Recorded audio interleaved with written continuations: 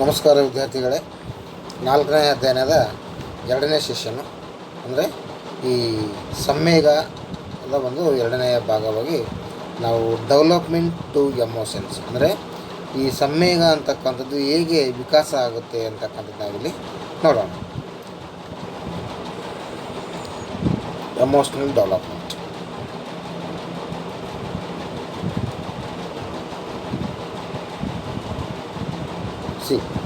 The emergence of the experience, expression, understanding and regulation of emotions from birth and growth and change in these capacities throughout childhood, adolescence and adulthood.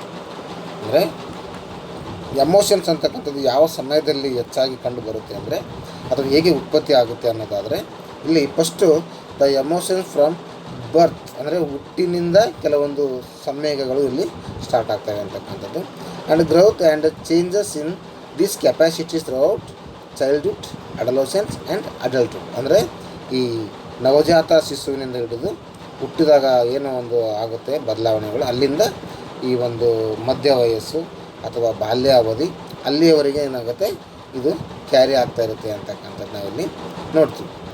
ಹಾಗಂದರೆ ನಾವು ಇದರ ಪ್ರಕಾರ ಹೇಳೋದಾದರೆ ಅಂದರೆ ಈ ಒಂದು child development ಅಂತಕ್ಕಂಥ ಒಂದು ಅಂಥದ್ದನ್ನು ಹೇಳೋದಾದರೆ ಡೆವಲಪ್ಮೆಂಟ್ ಟು ಎಮೋಷನ್ಸ್ ಅನ್ನೋದಾದರೆ ಇದು ಫಸ್ಟ್ ಸ್ಟಾರ್ಟ್ ಆಗೋದು ಈ ಮಕ್ಕಳಲ್ಲಿ ಕಂಡು ಬರ್ತಕ್ಕಂಥ ಕೆಲವೊಂದು ಗುಣಗಳು ಅಥವಾ ಗುಣಲಕ್ಷಣಗಳನ್ನು ನಾವಿಲ್ಲಿ ಅಧ್ಯಯನ ಮಾಡಬೇಕಾಗುತ್ತೆ.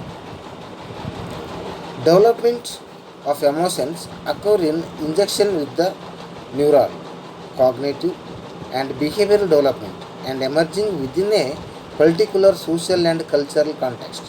ಅಂದರೆ ಇಲ್ಲಿ ನಾವು ಅಧ್ಯಯನ ಮಾಡೋದಾದರೆ ಇಲ್ಲಿ ಒಂದು ಕಾಗ್ನಿಷನ್ ಅಂತಕ್ಕಂಥದ್ದು, ಸಂಜ್ಞಾನಾತ್ಮಕ ಅಂತಕ್ಕಂಥದ್ದು ಅಥವಾ ಒಂದು ಶಾರೀರಿಕವಾಗಿ ಕಂಡುಬರ್ತಕ್ಕಂಥ ಸಂಜ್ಞಾನಾತ್ಮಕವಾಗಿ ಇರ್ತಕ್ಕಂಥ ಆಲೋಚನೆಗಳು ಕೆಲವೊಂದು ಶಾರೀರಿಕವಾಗಿ ಕೆಲವೊಂದು ಲಕ್ಷಣಗಳು ಇಲ್ಲಿ ಕಂಡುಬರ್ತವೆ.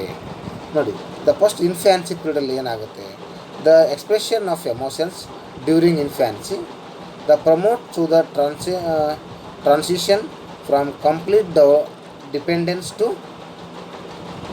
autonomy. The expressions of interest promotes exploration and cognitive development.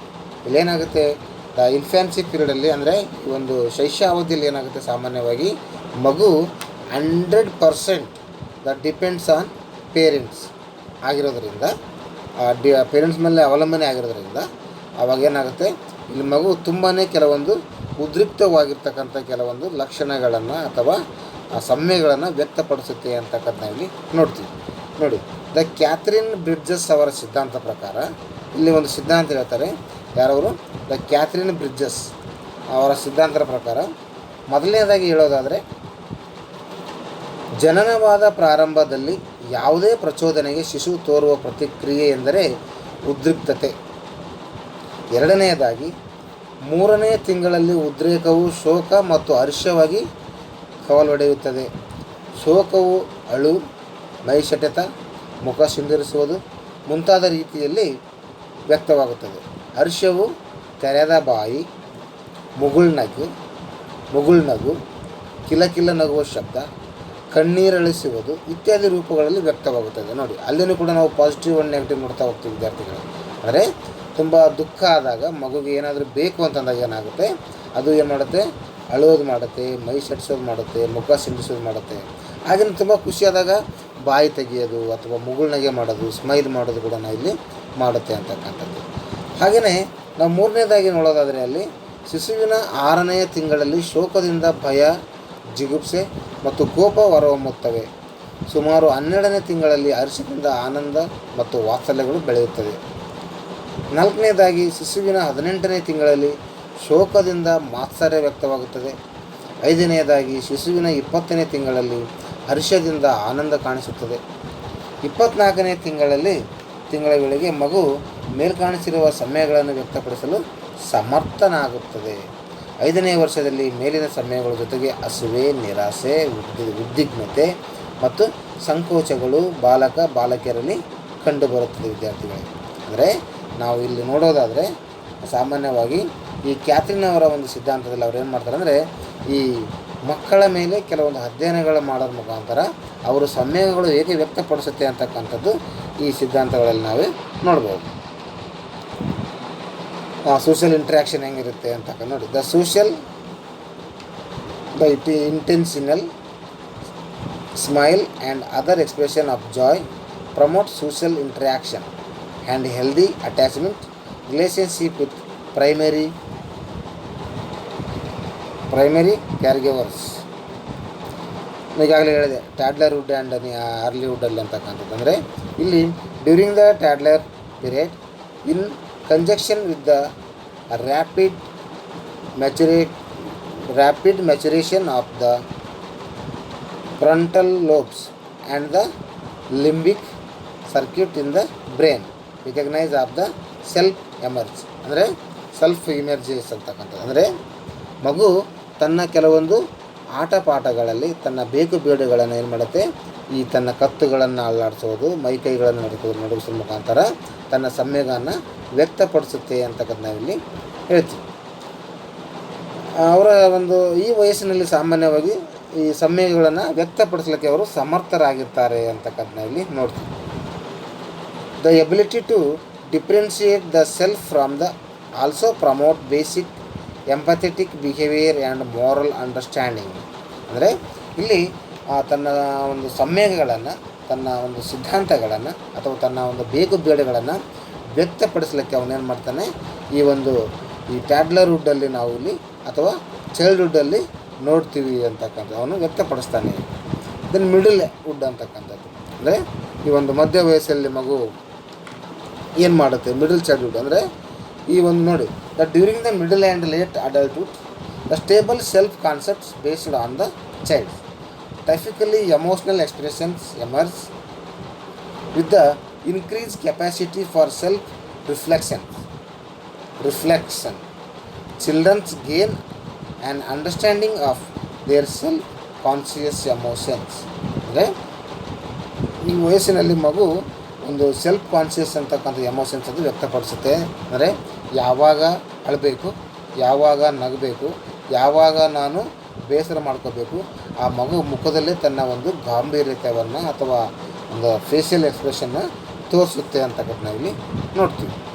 Then ಅಡಲೋಸೆನ್ಸಲ್ಲಿ ಏನಾಗುತ್ತೆ ನೋಡಿ, with adolescence comes an additional struggle for autonomy and increase time spent with the peers and less time spent with the family. ಇಲ್ಲೇನು ಮಾಡುತ್ತೆ, ಜಾಸ್ತಿ ಮಕ್ಕಳು ಈ ತಂದೆ ತಾಯಿಗಳ ಜೊತೆಗೆ ಜಾಸ್ತಿ ಒಡನಾಟವನ್ನು ಬಿಟ್ಟು ತನ್ನ ಒಂದು ಸಹಪಾಠಿಗಳ ಜೊತೆ ಇರಲಿಕ್ಕೆ ಇಷ್ಟಪಡ್ತಾನೆ, ಅಲ್ಲಿ ತನ್ನ ಎಮೋಷನ್ಸ್ಗಳನ್ನು ವ್ಯಕ್ತಪಡಿಸ್ತಾನೆ ಅಂತಕ್ಕಂಥ ನಾವಿಲ್ಲಿ ನೋಡ್ತೀವಿ. ಒಟ್ಟಿನಲ್ಲಿ ವಿದ್ಯಾರ್ಥಿಗಳೇ, ಇಲ್ಲಿ ಸಂವೇಗಗಳನ್ನು ನೋಡೋದಾದರೆ ಉತ್ತಮ ನಿರ್ವಹಣೆ ಮತ್ತು ವ್ಯಕ್ತಿಯ ನರತಂತುಗಳ ಮಂಡಲ ಅಥವಾ ಮಿದುಳು ಗ್ರಂಥಿಗಳು ಪಕ್ವತೆಯನ್ನು ಅವಲಂಬಿಸಿದೆ. ನಮ್ಮಲ್ಲಿರ್ತಕ್ಕಂಥ ಒಂದು ಬ್ರೈನ್ ಡೆವಲಪ್ಮೆಂಟ್ ಹೇಗಾಗಿದೆ, ಅಲ್ಲಿ ಏನು ಒಂದು ಸಮಸ್ಯೆಗಳಾಗಿದೆಯಾ ಅಥವಾ ಅಲ್ಲಿ ಏನಾದರೂ ತೊಂದರೆಗಳಾಗಿದ್ದರೆ ಆವಾಗ ನಮ್ಮ ಎಮೋಷನ್ಸ್ಗಳು ಕೂಡ ತುಂಬ ಡಿಫ್ರೆಂಟ್ ಆಗಿರ್ತವೆ ಅಂತಕ್ಕಂಥ ನಾವಿಲ್ಲಿ ನೋಡ್ತೀವಿ. ಹಾಗೆಯೇ ಇಲ್ಲಿ young adolescence often experience more negative effect than younger childrens. ಅಂದರೆ ಈ ಒಂದು ವಯಸ್ಸು ಅಂದರೆ ಈ ಒಂದು ಬಾಲ್ಯಾವಧಿ ಆದಮೇಲೆ ಬರ್ತಕ್ಕಂಥದ್ದು ಒಂದು ಯೂತ್ ಅಂತ ಕರಿತೀವಿ ನಾವು. ಯೂತಲ್ಲಿ ಏನು ಮಾಡ್ತೀವಿ ನಾವು ಸಾಮಾನ್ಯವಾಗಿ, ಇಲ್ಲಿ ಯೂತಲ್ಲಿ ಏನಾಗುತ್ತೆ ಅಂತಂದರೆ ನೆಗೆಟಿವ್ ಥಾಟ್ಸ್ಗಳು ಹೆಚ್ಚಾಗಿ ನಾವು ಇಲ್ಲಿ ನೋಡ್ತೀವಿ ಅಂತಕ್ಕಂಥದ್ದು. ಅಂದರೆ young adolescence often experience more negative effect than younger childrens, but the negative effect often decrease during the high school years. ಅಂದರೆ ಈ ಒಂದು 8 ಮತ್ತು 9ನೇ ಕ್ಲಾಸ್ ಹೋಗಬೇಕಾದ್ರೆ ಅಥವಾ ಅದಕ್ಕಿಂತ ಹಿಂದೆ ಅಂದರೆ ನಾವು ಹೈಯರ್ ಪ್ರೈಮರಿ ಸ್ಕೂಲ್ ಅಂತ ಹೇಳಿ ಕರಿತೀವಲ್ವ, 7ನೇ ಕ್ಲಾಸ್ಗೆ ಹೋದ ಮಕ್ಕಳು ಸಾಮಾನ್ಯವಾಗಿ ಎಮೋಷನ್ಸ್ಗಳನ್ನು ತುಂಬಾ ನೆಗೆಟಿವ್ ಆಗಿ ವ್ಯಕ್ತಪಡಿಸ್ತಾರೆ. ಹಾಗೆಯೇ ಅವರು in the age of high school ಹೋಗುವ ಸಂದರ್ಭದಲ್ಲಿ ಅಲ್ಲಿ ಸಾಮಾನ್ಯವಾಗಿ ಕೆಲವೊಂದು ಆ ನೆಗೆಟಿವ್ ಎಮೋಷನ್ಸ್ಗಳನ್ನು ಮುಂದೆ ಕಡಿಮೆ ಆಗ್ತಾ ಬರುತ್ತೆ ಅಂತಕ್ಕಂಥದ್ದು.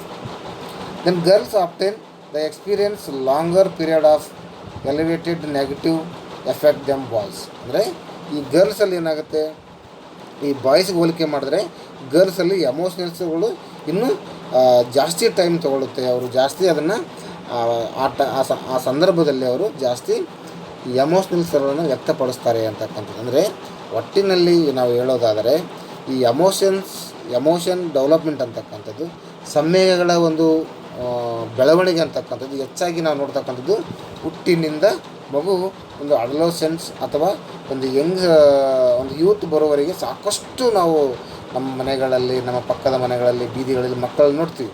ಮಕ್ಕಳು ಯಾವತ್ತೂ ತಮ್ಮ ಒಂದು ಎಕ್ಸ್ಪ್ರೆಷನ್ ಹೇಗಿರುತ್ತಪ್ಪ ಅಂದರೆ, ಒಂದು ಬಾಲ್ ಆಗಿರ್ಬೋದು ಅಥವಾ ಯಾವುದಾದ್ರು ಒಂದು ಆಟ ಆಡ್ತಕ್ಕಂಥ ಸಂದರ್ಭದಲ್ಲಿ ಅವ್ರಿಗೇನಾದ್ರು ಕಿತ್ಕೊಂಡ್ರೆ ಅಥವಾ ಸ್ಟಾಪ್ ಮಾಡಿದ್ರೆ ಅಥವಾ ಅವರಿಗೆ ನಾವು ರೇಗಿಸಿದ್ರೆ ಆವಾಗ ಅವರಲ್ಲಿ ತೋರ್ತಕ್ಕಂಥ ಒಂದು ಎಕ್ಸ್ಪ್ರೆಷನ್ ಇದೆ ಅಲ್ವಾ, ಅದನ್ನೇ ನಾವು ಇಲ್ಲಿ ಸಂವೇಗಗಳು ಅಂತೇಳಿ ಕರಿತೀವಿ. ಅಂದರೆ ಇದು ಹೆಚ್ಚಾಗಿ ಮಕ್ಕಳಿಂದ ಕಂಡು ಬರುತ್ತೆ. ಅದು ಕೆಲವೊಂದು ಸಂದರ್ಭದಲ್ಲಿ ಅದು ಸರಿ ತಪ್ಪು ಅಥವಾ ನೆಗೆಟಿವ್ ಯಾವುದು ಥಾಟ್ಸ್ ಯಾವುದು ಗೊತ್ತಿಲ್ಲ ಅಂತಂದರೆ ಅದು ಮುಂದೆ ಬರ್ತಾ ಏನಾಗುತ್ತೆ, ಆ ಎಮೋಷನ್ಸ್ಗಳು ಅಂತಕ್ಕಂಥದ್ದು ಇನ್ನು ಮಧ್ಯ ವಯಸ್ಸಲ್ಲಿ ಕಂಡು ಬರುತ್ತೆ. ದೊಡ್ಡವರಾದ್ಮೇಲೆ ಕೂಡ ಕೆಲವೊಂದು ಸಂದರ್ಭದಲ್ಲಿ ಅದನ್ನು ಹಾಗೆ ಅದೇ ರೀತಿ ಅದನ್ನು ಕ್ಯಾರಿ ಮಾಡ್ತಾರೆ ಅಂತಕ್ಕಂಥ ನಾವಿಲ್ಲಿ ನೋಡ್ತೀವಿ.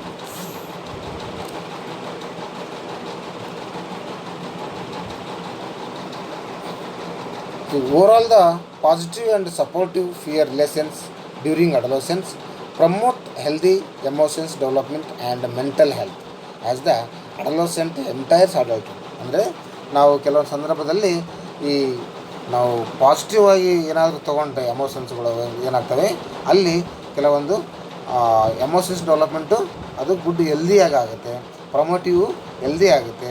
ಅದು ನೆಗೆಟಿವ್ ಆಗಿ ತೊಗೊಂಡ್ರೆ ಅದೇನಾಗುತ್ತೆ, ನಮ್ಮ ಮೆಂಟಲ್ ಹೆಲ್ತು ಪ್ರಾಬ್ಲಮ್ ಆಗುತ್ತೆ. ನಾವು ಪಾಸಿಟಿವ್ ಇರ್ತಕ್ಕಂಥ ಎಮೋಷನ್ಸ್ಗಳು ಮೆಂಟಲ್ ಹೆಲ್ತ್ ಕೂಡ ತುಂಬ ಸ್ಟ್ರಾಂಗ್ ಆಗಿರುತ್ತೆ ಅಂತಕ್ಕಂಥದ್ದು ನಾವಿಲ್ಲಿ ನೋಡ್ತೀವಿ. ಅಂದರೆ ಈ ಡೆವಲಪ್ಮೆಂಟ್ ಅಂತಕ್ಕಂಥದ್ದು ಇದು ಹೆಚ್ಚು ನಾವು ಮಕ್ಕಳಲ್ಲಿ ಕಂಡು ಬರ್ತಕ್ಕಂಥ ಒಂದು ಪ್ರಕ್ರಿಯೆಗಳು ವಿದ್ಯಾರ್ಥಿಗಳೇ. Thank you.